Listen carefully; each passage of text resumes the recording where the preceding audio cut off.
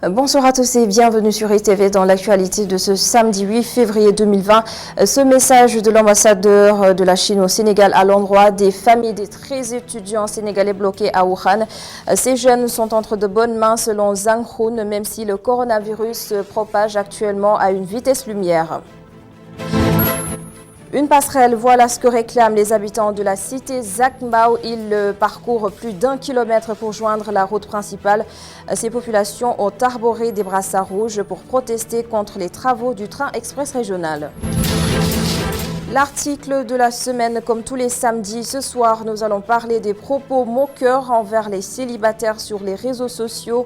Le dossier est réalisé par Seneweb.com. Le journaliste Mohamed Rassoul Gueye a recueilli plusieurs témoignages. C'est à suivre tout à l'heure. Le développement de tous ces titres, c'est dans un instant.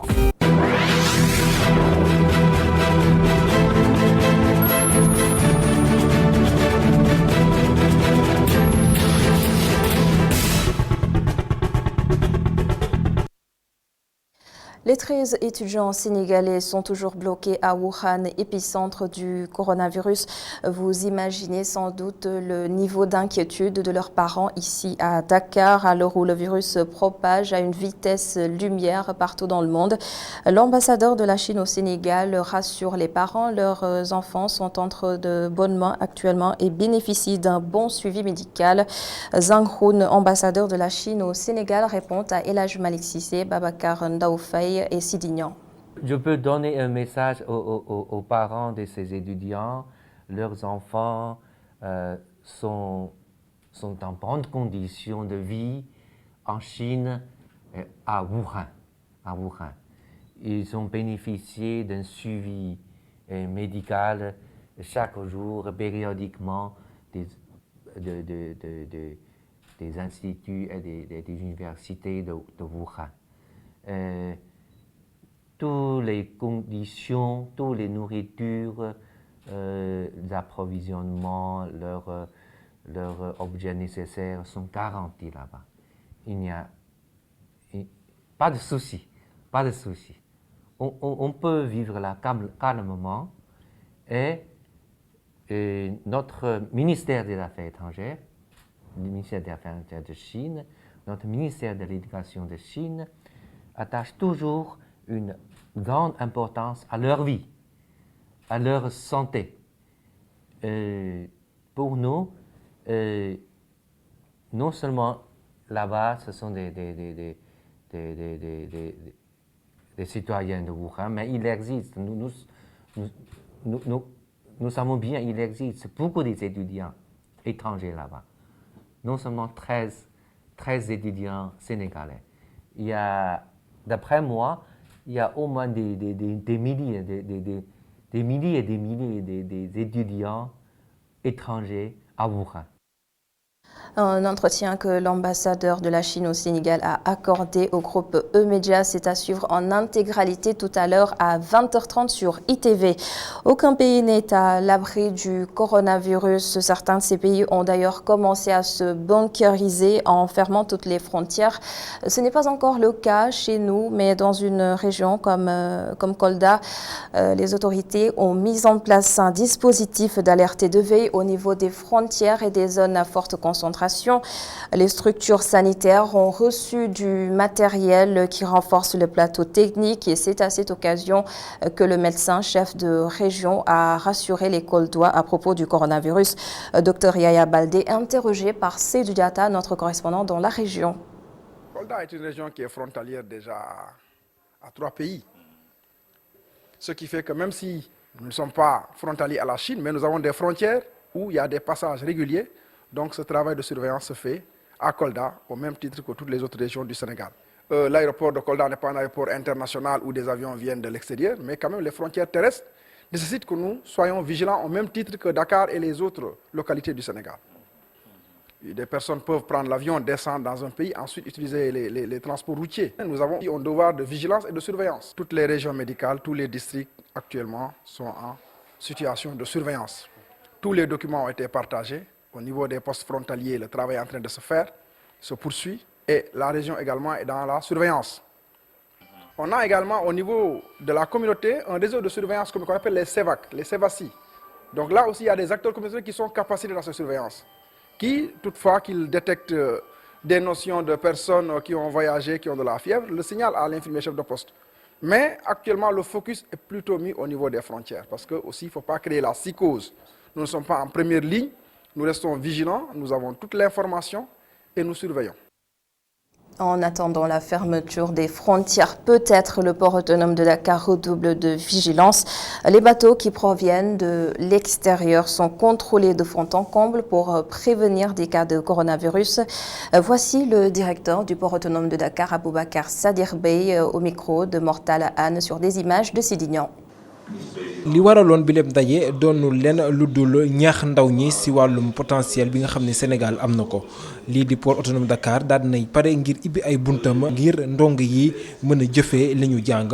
ci bànqaas bi nga xam ne mooy tàggat xale yi ci lépp loo xam ne dafa dem ci transport ak logistique ñu waxtaan ak ñoom ci potentiel bi nga xam ne Sénégal am na ko ci mbirum lépp loo xam ne dafa jublu ci port. buñ ci tàggatul suñu xale yi dañuy continuer di duma yu metti parce que Afrique li muy jënd li muy maanaam poids am ci jënd ak jaay ci àdduna dafa tuuti. tijji nañu buntu port pour que yu mel ne base logistique bi ñuy war a def xale yi. Donc ce port pare na pour ci leen accueillir leen ñoom aussi ñu xelal ñu. bi lépp conférence di may ndaw ñi ngir ñu découvrir li nga xam ni mooy wàllum potentiel bi nekk ci diwaanu géej gi ak i tamit feeñal yu bees yi nga xam ni Sénégal am na ko ci wàllum pétrole ak gaz. ajjumay SUBDECO li mu wund mooy que SUBDECO dafa doon université buy jàngale waaye tam université boo xam ne tamit bu ñuy xalaatee lu bëri la donc dafa tànnoon ajjuma ci ngoon. nga xam ni bu ñëpp wàccee ñu ñëw daje daal di jël daal di mbébét benn xalaat jëmale ko ci réew bi nga xam ni moom la nekk. waaw impact bi c'est simple c'est que ñun école lañ te école boo gis li mu gën a bëgg mooy di jokkoo ak ay entreprises yu mag comme yu port wala Sonatel wala yeneen entreprises yu mag a mag pour que suba ay ndawam ñu mën leen a gis ñoom it xale yi dem liggéey ci ay sujets yoo xam ni foofu loolu la concerné pour ñu mën leen a jël suba. ajumay SUBDECO ñu mbëbët ko ngir di waxtaanee ay question yu am solo ak i tamit fexe ba Sénégal daal di dugg ci chaîne de valeur internationale yi. Des brassards et des t-shirts rouges à perte de vue. Les habitants de la cité Zac Mbao ont manifesté aujourd'hui pour réclamer une passerelle.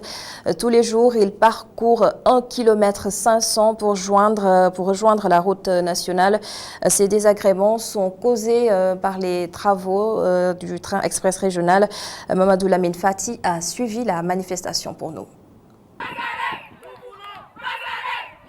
Une seule préoccupation. Une passerelle. Donc on n'acceptera pas d'être enfermé ici.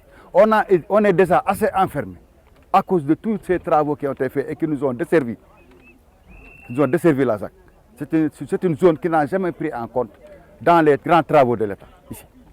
Donc maintenant nous réclamons une passerelle ici d'urgence parce qu'on n'acceptera pas que ce passage soit fermé. On nous demande une déviation de 1,5 km ici, on ne le fera pas. Le président lui-même, dans son discours du 31 décembre, il avait bien dit que tous les 300 mètres, il était prévu une passerelle. Vraiment. Je lui demanderai aux autorités de venir faire même l'audit même du terre, pour savoir ce qu'il y a derrière le terre. Parce que quand on investit autant d'argent dans une structure et qu'il y a tellement de bruit, c'est qu'il y a quelque chose qui se passe derrière qui n'est pas normal. Les élèves et les étudiants de Zac Mbao, pour leur part, éprouvent d'énormes difficultés pour traverser les travaux du terre, sans compter l'insécurité qui sévit dans la zone. suñ naree tëj lii ñun dootuñu amati fu ñu jaar problème transport bi aussi day metti ci ñun. S'ils ferment ce passage, c'est nous les élèves qui allons subir les conséquences. Le transport nous coûte très cher, 750 francs aller comme retour chaque jour, sans compter les agressions et les autres maux. Nous voulons une passerelle. nekkuñu ci sécurité ba pare bu ñu naree xëy fajar bi pour génn fii. Agression bi bëri na fi bandi yi bëri nañ fi lépp a ngi fi fii passerelle lañ bëgg. Les femmes sont les plus exposées Cet enclavement leur cause beaucoup de désagréments. Elles interpellent le président de la République.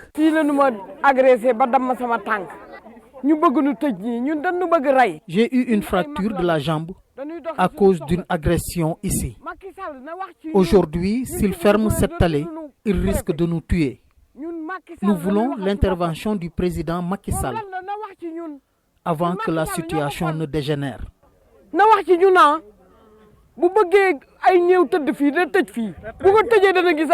Les populations de Jacques Mbao sont au bout du rouleau.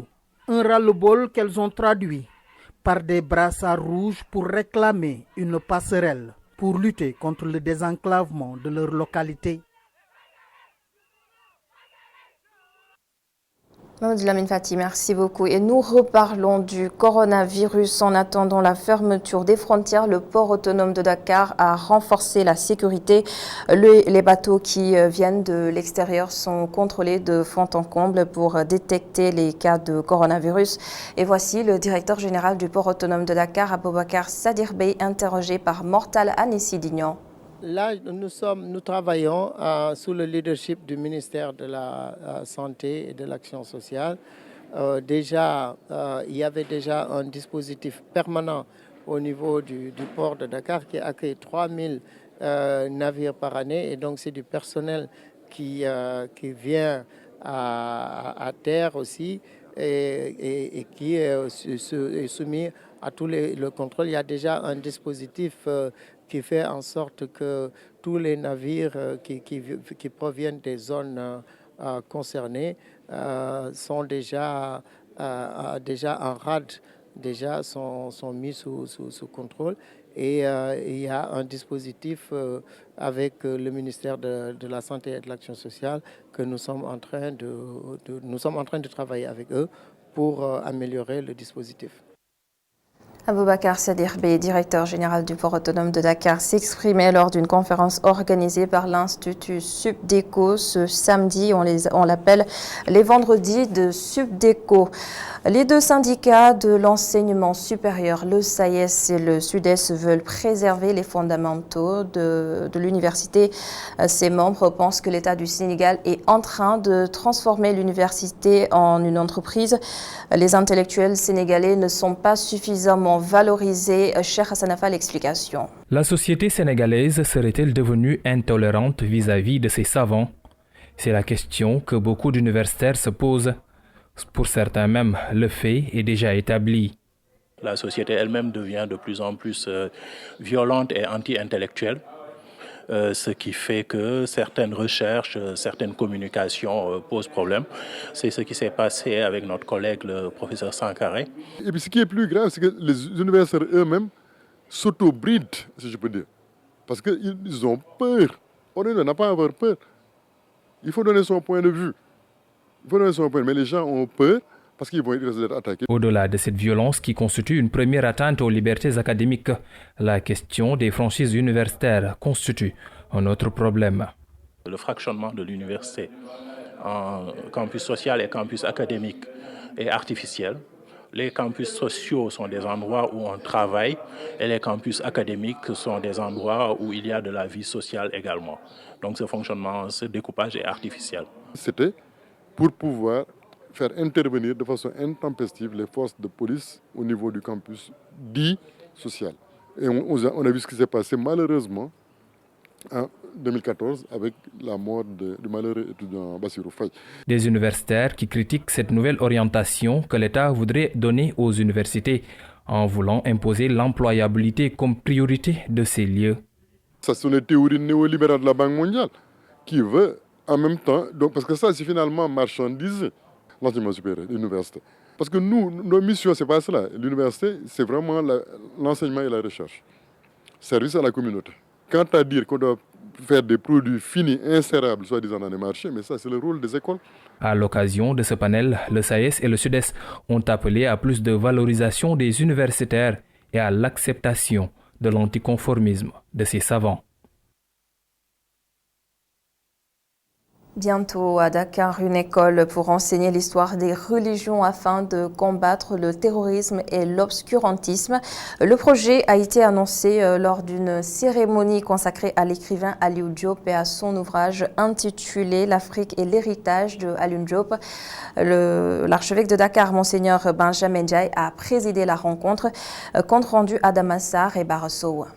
Le colloque international consacré en 2016 à l'héritage d'Aliou Diop relativement au dialogue des religions et aux défis des temps modernes a réuni des sommités religieuses et intellectuelles pour revisiter le concile du Vatican II. Lorsqu'il a su que le pape Jean XXIII avait décidé d'organiser un colloque, un grand rassemblement des évêques cardinaux de l'Église pour réfléchir sur les problèmes du temps et l'adaptation de l'Église catholique au monde moderne, Aliou Diop a eu l'initiative d'organiser les prêtres, évêques de l'époque, avec des laïcs, pour réfléchir ensemble sur les problèmes qui étaient à l'ordre du jour au colloque, au concile, afin que la voix de l'Afrique et les apports de l'Afrique puissent être pris en compte. Dans un contexte où le terrorisme gagne du terrain, un projet pour enseigner les religions est en gestation. Nous voulons créer ici à Dakar, pour toute la région Afrique, sous-régionale et Afrique si possible, un centre d'études et de formation en histoire comparée des religions, où les gens viendront discuter, où les gens viendront apprendre, connaître la religion des uns et des autres pour que les choses puissent avancer. Pour le chef de l'Église catholique, Monseigneur Benjamin Ndiaye, le Sénégal est un exemple dans l'intégration et le dialogue entre communautés. Le dialogue n'est pas facultatif, il est un devoir même de la religion. Parce que quand on dit religion, religare, c'est relier. La religion doit unir les gens, les relier par le fait qu'étant lié à Dieu, la liaison avec Dieu a forcément des conséquences dans la relation sociale. Il se trouve en plus que la religion est un aspect de notre vie, mais il y a aussi notre culture avec toute la base de relations humaines qui ont été tissées par nos ancêtres. De son vrai nom, Jean Aliou Diop, converti au catholicisme, son œuvre pour le dialogue des religions mérite d'être connue. Adama Sarr, merci. Et nous parlons de tout à fait autre chose. Circuler à Dakar est un calvaire. Trouver une place dans un parking, c'est encore pire. Balises, plots ou blocs de ciment, tous les moyens sont bons pour ne pas se faire chipper sa place de parking. Nos reporters sont allés sur le terrain pour voir comment est-ce que les gardiens gèrent ce genre de situation. Moustapha Gabardio pour reportage. Se garer à Dakar, un problème quotidien pour les automobilistes, notamment au point E. Les agents de sécurité en charge des espaces de stationnement arrivent difficilement à faire leur travail. Bon, problème de parking au niveau de Dakar. Tous les jours, les propriétaires trouvent des voitures garées sur leur place de parking. Ça amène des fois des disputes et nous nous faisons même insulter des fois. Alors que c'est eux. Donc ce que nous faisons, c'est que nous plaçons des plots le matin pour pouvoir garantir ces places et empêcher à toute personne étrangère au service de se garer. Pour une personne étrangère,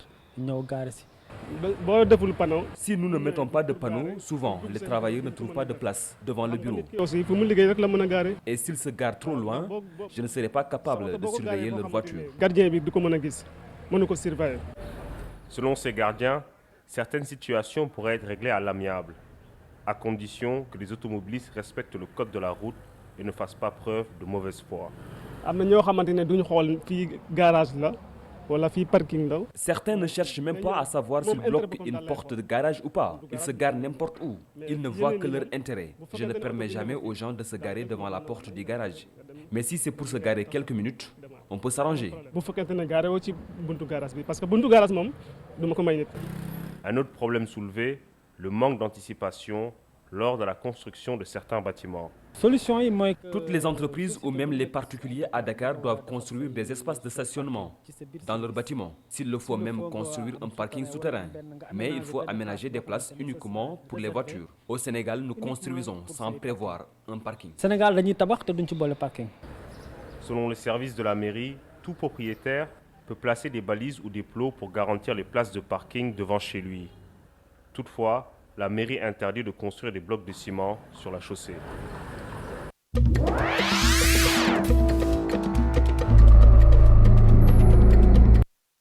Mamadou Gueye Kassé que nous retrouvons ce soir pour la page internationale.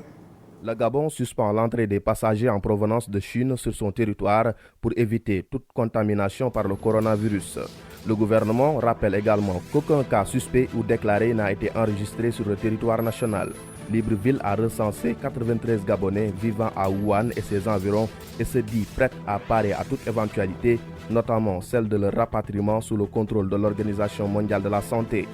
Une telle interdiction risque d'affecter l'économie gabonaise car des milliers de Chinois travaillent dans ce pays d'Afrique centrale. Certains d'entre eux évoluent dans le secteur pétrolier, des minerais et du bois ainsi que dans le bâtiment et des travaux publics.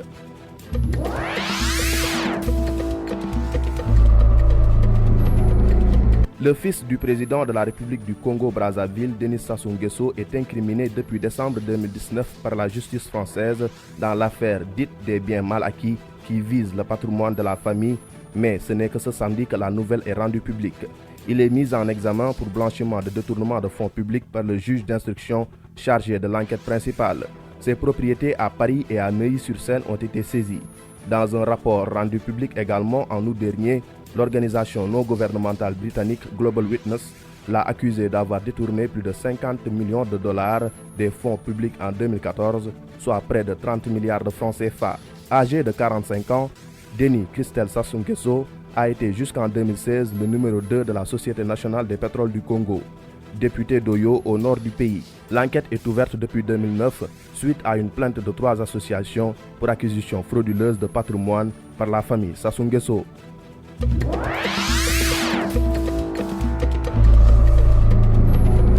L'actualité internationale hors des frontières africaines. L'auteur de la fusillade qui a fait 22 morts en août dernier à El Paso, au Texas, a été inculpé de 90 chefs d'accusation pour crimes haineux selon des documents de justice fédéraux. Patrick Crusius, âgé de 21 ans, est passible de la peine de mort après avoir été inculpé en septembre par un grand jury du Texas pour crime capital. Il avait diffusé un manifeste dans lequel il présentait son acte comme une réponse à l'invasion hispanique au Texas. Parti de sa ville d'Allen dans le nord de cet état, il avait roulé pendant 11 heures pour rejoindre El Paso à la frontière du Nouveau-Mexique où il avait attaqué un supermarché armé d'un fusil d'assaut ouvrant le feu sur la foule avant de se rendre aux policiers. La majorité de ces victimes appartenaient à la minorité hispanique.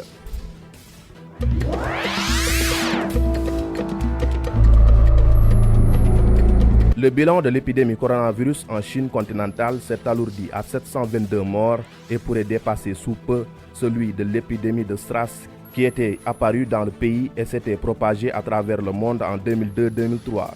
Les États-Unis ont annoncé l'envoi d'aide médicale à la Chine quelques heures après un entretien entre Donald Trump et Xi Jinping, durant lequel le président chinois a assuré à son homologue américain que Pékin faisait tout son possible pour venir à bout de l'épidémie. À Genève, l'Organisation mondiale de la santé a déploré le fait que la demande de matériel de protection sanitaire ait été multipliée par 100 et que les prix ont grimpé en flèche, provoquant une grave pénurie. En 2002-2003, l'épidémie de syndrome respiratoire aigu sévère, elle aussi apparue en Chine et transmise de l'animal à l'homme, avait causé 774 décès dans le monde. Pour l'heure, seuls 2 cas mortels du coronavirus 2019 nCoV ont été signalés hors de Chine continentale, à Hong Kong et aux Philippines. Quelques 332 cas de contamination étaient recensés vendredi hors de l'Empire du Milieu, répartis dans 27 pays et régions du monde.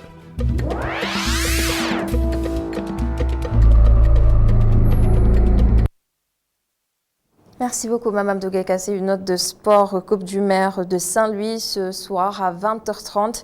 Le ministre des Sports Matarba est attendu sur place. Il sera sans doute interpellé sur la réhabilitation du stade Maître Babacar Seye. Là-dessus, le maire de la ville de Saint-Louis, Mansour Faye, que je vous propose de regarder. Vous savez, il y a à peu près une trentaine d'équipes, je pense plus précisément 30 équipes qui sont engagées donc, dans chaque édition pour la Coupe du maire, à partir des éliminatoires jusqu'au niveau de la finale. Et généralement, nous l'avons toujours fait toute équipe qui participe donc à l'organisation de la Coupe du Maire bénéficie d'un accompagnement. Nous avons donné un lot de 35 lots d'équipements, des jeux de maillots, 5 jeux de blousons, des ballons, des trophées et des médailles seront disponibles. Des enveloppes qui accompagnent un petit peu l'organisation, mais aussi qui aident à la préparation de l'événement au niveau des équipes. Généralement, donc, c'est tous ces moyens-là que nous réunissons pour que la fête puisse être une fête réussie, pour qu'elle soit une fête belle, organisée en tout cas avec tous les acteurs, les équipes y compris. Vous savez, ce n'est pas un hasard que j'ai pu obtenir l'engagement de M. le ministre des Sports, Makhtar Ba, à venir présider donc, cette finale. Et ce sera l'occasion, donc, en tout cas pour tout le monde, pour tout Saint-Louisien, d'écouter le message du ministre Makhtar Ba concernant les infrastructures sportives prévues pour la ville de Saint-Louis. Tendons bien l'oreille à son arrivée et il faut lui poser la question quand vous lui tendrez le micro. L'article de la semaine à présent qui s'intéresse aujourd'hui au focus réalisé par Seneweb.com est intitulé, je cite, « Moquerie, harcèlement, stress, l'enfer des célibataires ». Une pile de témoignages recueillis par le journaliste Mohamed Rassoul Gueye. Elhadji Malick Cissé et Moussa Fall l'ont rencontré.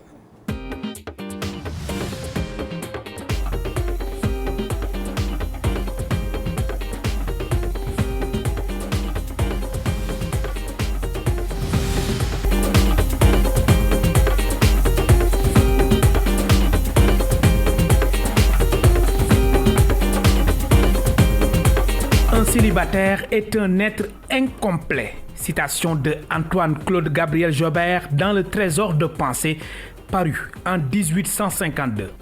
Mon confrère de Seneweb va plus loin et nous plonge dans l'enfer des célibataires. J'ai insisté sur les réseaux sociaux parce que vous n'êtes pas sans savoir que ces derniers contribuent beaucoup à cette pression. C'est-à-dire, ce n'est pas une pression sociale, mais une pression virtuelle. Parce qu'une personne que tu ne connais pas peut envoyer un post, tu le lis et tu te vois, bon, au fini, c'est comme s'il s'adresse à toi. C'est-à-dire, on peut mettre un post où sont les célibataires, vous allez mourir avec le froid. Bon, en tant que célibataire, tu peux te sentir frustré. Tu peux te sentir, bon, si tu n'es pas psychologiquement, tu peux te sentir vexé. Et ça, c'est des choses qui arrivent souvent. Et même au cours des interrogations pour les éclairages, beaucoup à qui j'ai interrogé ont insisté sur ça et ils ont même justifié ça. Partagés entre stress et pression sociale, beaucoup se sentent harcelés, menacés au point parfois de faire leur choix dans la précipitation. Et bonjour les regrets. Les propos du psychologue Abdoulaye Cissé rejoignent aussi ce que les autres ont dit, c'est-à-dire ceux à qui j'ai interrogé. C'est-à-dire, il dit que c'est des moqueries qui se transforment finalement en harcèlement. Et beaucoup de personnes ont précipité leur mariage à cause de ça. Et au final, le mariage se solde souvent par des échecs.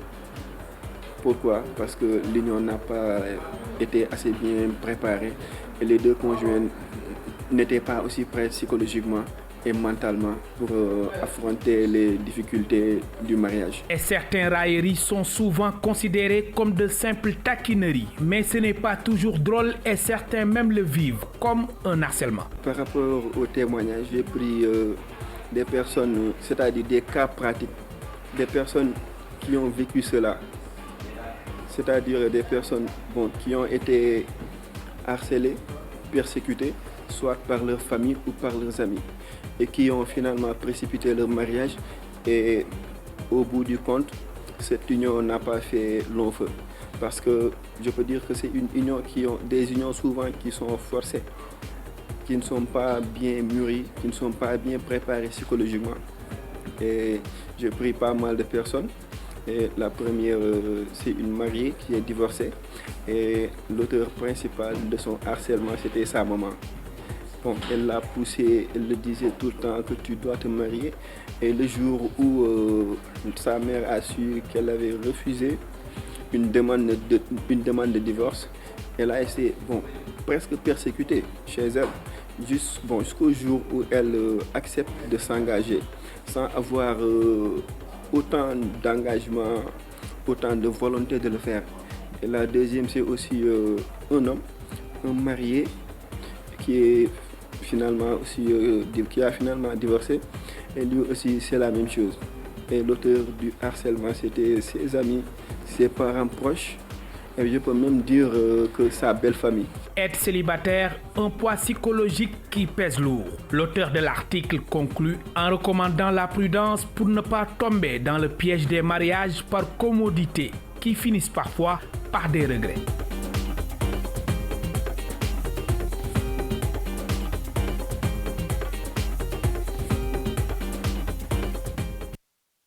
Merci beaucoup Elhadj Malick Sy, à la semaine prochaine pour un nouveau numéro de l'article de la semaine. C'est la fin de ce journal.